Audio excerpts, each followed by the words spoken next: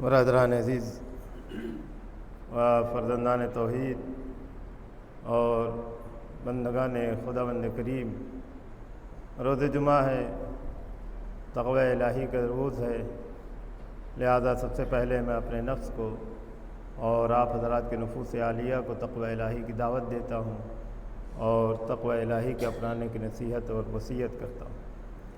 تقوی کے معنی اور مطالب کو، اور تقوی یعنی آخرت اور عاقبت کی یاد دہانی، تقوی یعنی گناہوں سے اجتناب، تقوی یعنی خیال خدا، تقوی یعنی فکر خدا سے کبھی غافل نہ ہونا، تقوی یعنی واجبات کی انجام دہی اور محرمات سے بچنا۔ بالکل مختصر تعریف جسے کہتے ہیں کہ پہلا زینہ جو تقوی کا ہے، وہ امیر المومنین نے اس طرح سے بیان فرمایا ہے کہ تقوی کو مختصر اس طرح سے سمجھو کہ اللہ نے جسے واجب قرار دیا ہے انسان اسے انجام دے، اور اللہ نے جس سے بچنے کے لیے کہا ہے انسان اس سے اپنے نفس کو بچائے، یہ تقوی ہے۔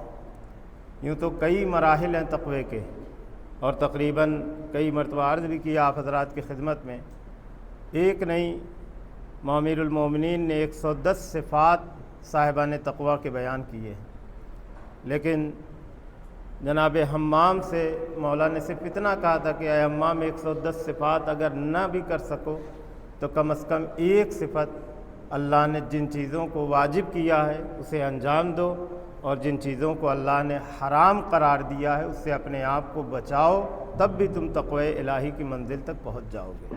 ایک صلوات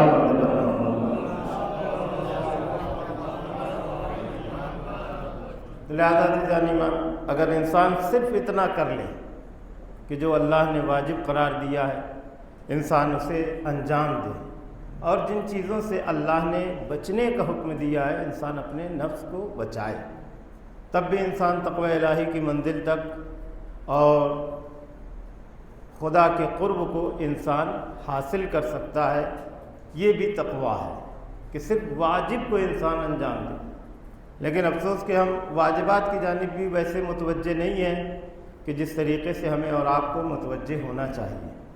واجبات یعنی جن چیزوں کو اللہ نے واجب قرار دیا، ایسا نہیں کہ جب بھی واجب کہا جائے تو اس کا مطلب یہ ہے کہ نمازی روزہ یا حج یا زکوٰۃ، نہیں، یہ بھی واجب ہے، صرف یہی واجب نہیں ہے، یہ بھی واجب ہے لیکن صرف یہی واجب نہیں، اس کے علاوہ بھی ہماری زندگیوں میں بہت سی چیزوں کو اللہ نے واجب قرار دیا، جیسے اولاد کی تربیت، زوجہ کے حقوق کو ادا کرنا، ماں باپ کی اطاعت اور ان کی فرما برداری، ان تمام چیزوں کو اللہ نے واجب قرار دیا ہے۔ حسن معاشرت، پڑوسیوں کا خیال رکھنا، ان تمام چیزوں کو بھی اللہ نے ہمارے لیے فرض قرار دیا ہے، تو لہذا انسان کو عبادات کے ساتھ ساتھ ان چیزوں کی جانب بھی متوجہ ہونے کی ضرورت ہے۔ جبکہ اگر دیکھا جائے تو تربیت میں بہت زیادہ ہے۔ آنے والا جو مہینہ ہے رجب المرجب کا، اور اس کی پہلی تاریخ ہمارے اور آپ کے 5ویں امام حضرت امام محمد باقر علیہ السلام کی ولادت کی تاریخ ہے۔ امام نے تربیت کا سب سے بہترین اصول پیش کیا ہے کہ کیسے اپنے بچوں کی تربیت کریں، کیسے اپنے بچوں کی مربی بنیں، اور کس طریقے سے تربیت کرنے کی ضرورت ہے وہ امام نے سکھایا ہے۔ صرف 5ویں امام نے نہیں، 7ویں امام کی بھی اسی طرح کی حدیث ہے، الفاظ تھوڑے ادھر ادھر ہیں لیکن مفہوم تقریباً امام کی 7ویں امام کی بھی حدیث کا یہی ہے۔ 5ویں امام فرماتے ہیں جب تمہارا بچہ 3 برس کا ہو جائے، سب سے پہلے جو اس کے زبان پر آئے جو تم سکھاؤ وہ ہے لا الہ الا اللہ۔ یعنی آپ دیکھیں سب سے پہلی چیز جو ہے وہ لا الہ الا اللہ۔ جب 3 برس کا تمہارا بچہ ہو جائے تو اسے سکھاؤ لا الہ الا اللہ۔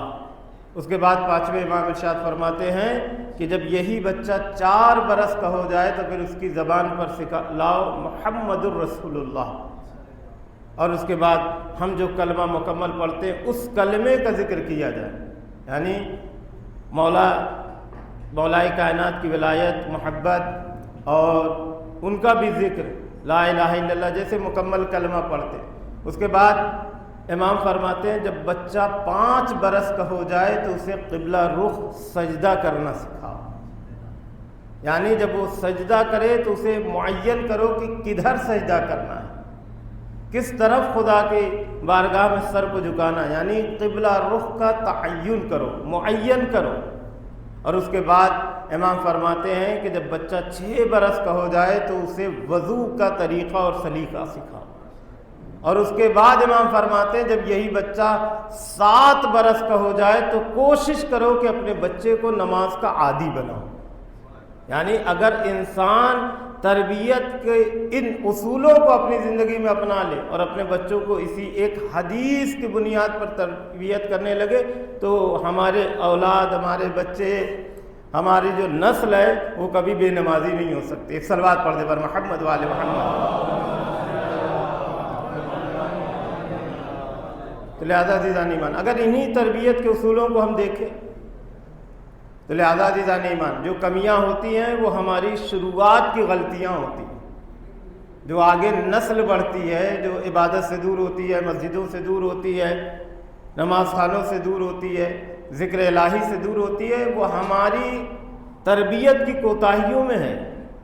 ہم نے ویسی تربیت نہیں کی جیسی تربیت دین چاہتا ہے عزیزان ایمان. اور اسی کا سبب بنتی ہے کہ انسان کے گھر سے خیر و برکت کا چلا جانا، انسان کا پریشان ہونا.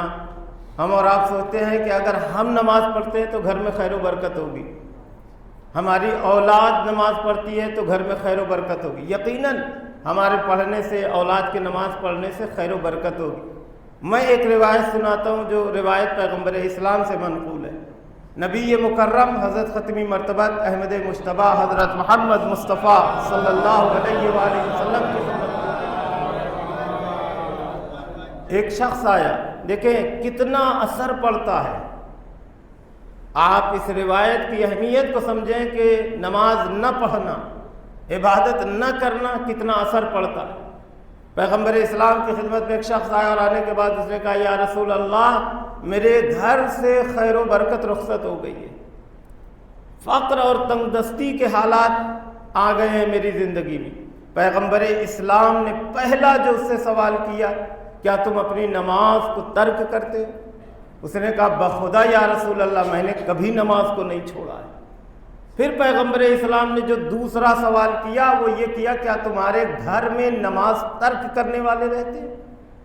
اس نے پھر قسم کھائی بخدا یا رسول اللہ میرے گھر میں جتنے افراد ہیں وہ نماز کو کبھی ترک نہیں کرتے.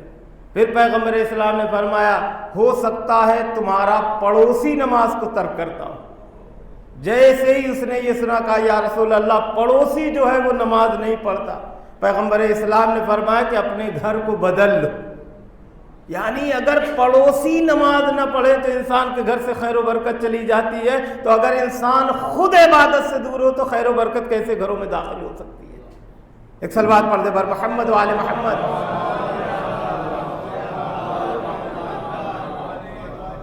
لہذا عزیزان ایمان انسان سوچے، غور و فکر کرے. ہو سکتا ہے اس کا مطلب یہ نہیں کہ ہمیشہ ہم گھروں کو بدلتے رہیں.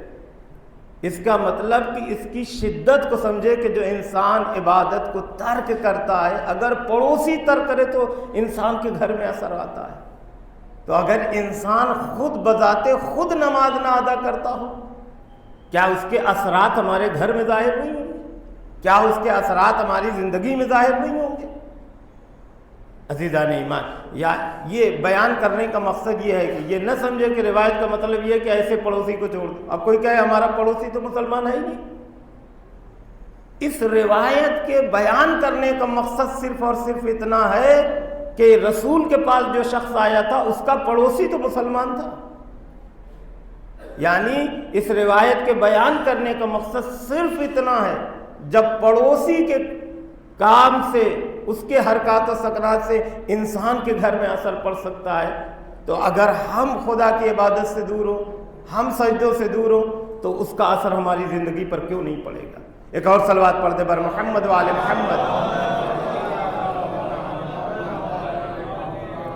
لہذا عزیزان ایمان کوشش کریں کہ اپنے بچوں کی تربیت مربی بنے۔ مربی بننے کا مطلب یہ ہے کہ دین نے جس طریقے سے تربیت کرنے کا ہمیں سکھایا ہے اور طریقہ بتایا ہے، ہم اس طریقے سے کریں۔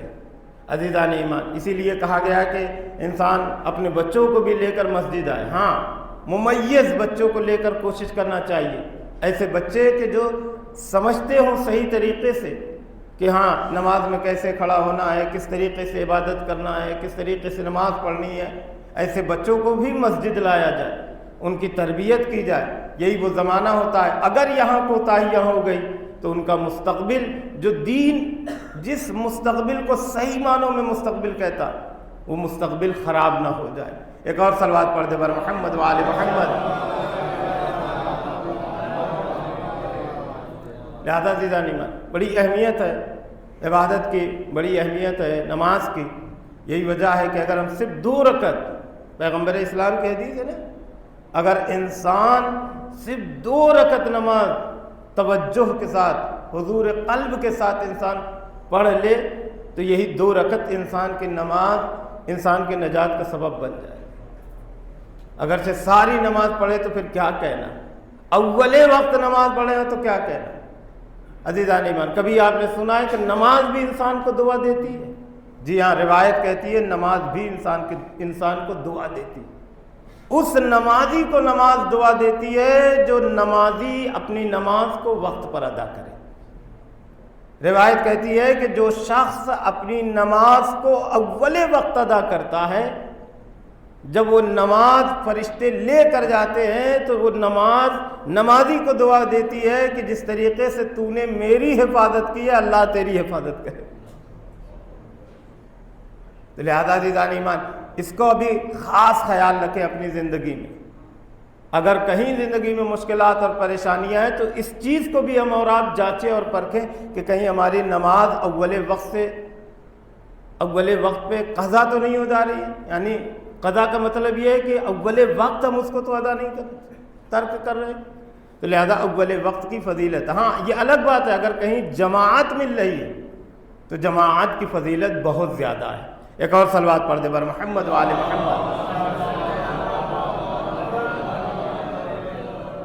لہذا عزیزان ایمان، کوشش کریں کہ اپنی نمازوں کی جانب انسان توجہ دے۔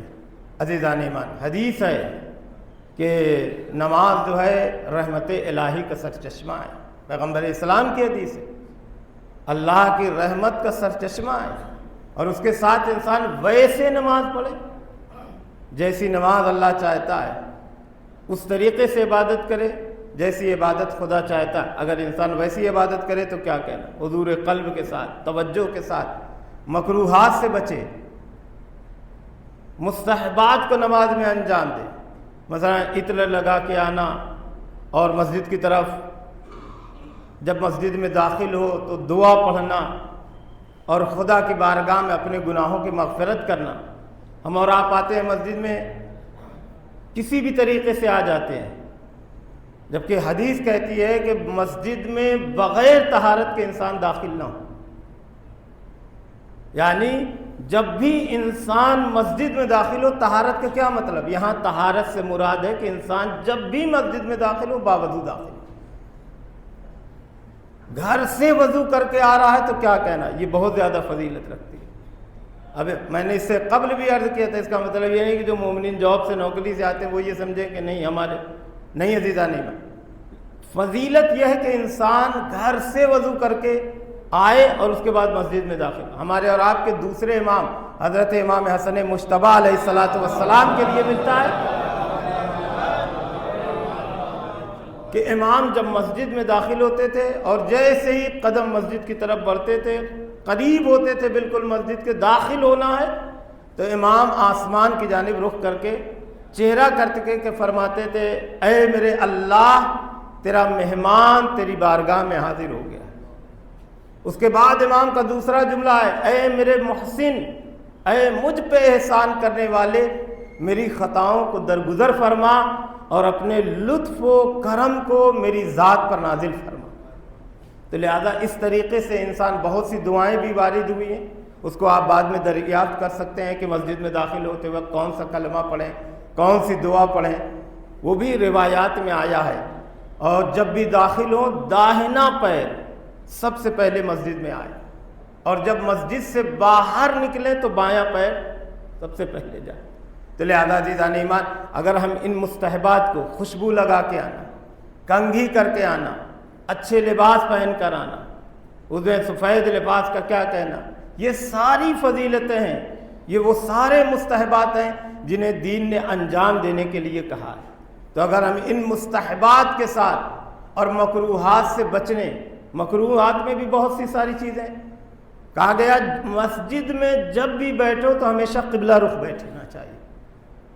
کبھی کبھی یہ ہوتا ہے خطبے کے دوران بھی بہت سے لوگ ٹیک کی وجہ سے جو ہے اس کا رخ اپنا دوسرا کر لیتے ہیں، وہ یہ سمجھتے ہیں کہ خطبہ تو ہم سن رہے ہیں، خطبہ تو آپ سن رہے ہیں، لیکن ایک مستحب کام کو آپ نے ترک کر دیا۔ اسی لیے جہاں مسجد میں مجلسیں ہو تو اس منبر کا رخ بھی ایسا رکھنا چاہیے کہ کم از کم سامعین کا رخ قبلہ رخ ہونا چاہیے، یعنی اگر وہ مسجد میں بیٹھے ہوئے ہو تو چہرہ قبلہ رخ ہونا چاہیے۔ اس کی بڑی فضیلت ہے عزیزان ایمان۔ تو لہذا جب بھی مسجد میں آئیں یہ نہ سوچیں کہ ہم کسی بھی رخ بیٹھ جائیں، کوشش کریں کہ اپنے چہرے کو قبلہ رخ رکھیں۔ ایک صلوات پڑھ دے بر محمد و آل محمد۔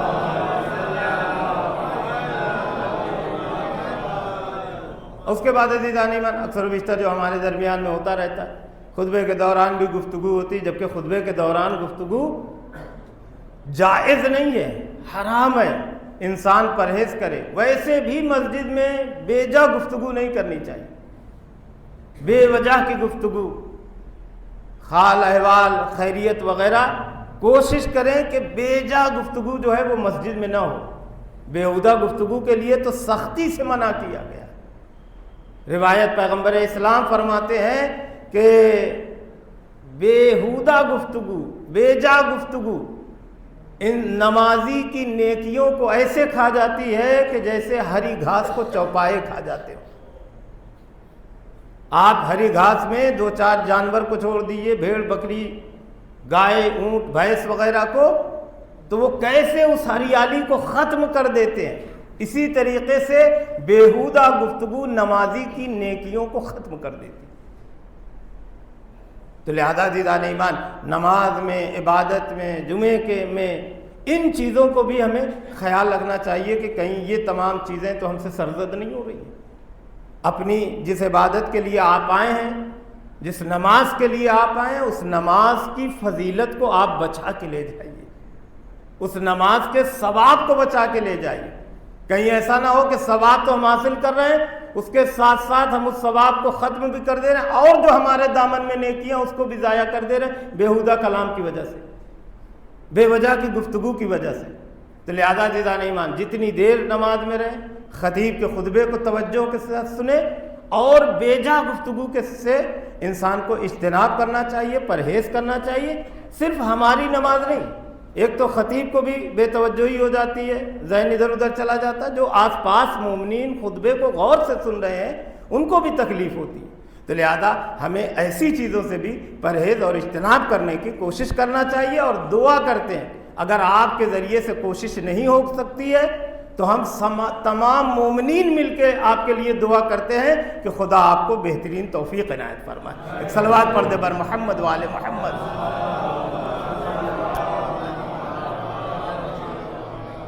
صحیح عزیزان ایمان، خداوند قدوس کی بارگاہ میں دعا کرتے ہیں خدا ہماری عبادت کو قبول فرما، خدا ہماری دعاؤں کو مستجاب فرما، خدایا جہاں جہاں بھی مولا کے چاہنے والے ان کی عزت مال آبرو کی حفاظت فرما، پرچم اسلام کو سر بلند فرما، پرچم کفر و نفاق کو سر نگو فرما، خدا ظالموں کو نست و نابود فرما، خدا مظلوموں کی نصرت و حمایت فرما، خدا جتنے مومنین یہاں حاضر ہیں ان کی تمام دعاؤں کو قبول فرما، خدایا مولا کے ظہور میں تعجیل فرما، ہم سب کو حضرت کے مخلص غلاموں میں شمار فرما۔ تقبل منا انک انت السمیع العلیم، وآخر دعوانا الحمد للہ رب العالمین۔ بسم اللہ الرحمن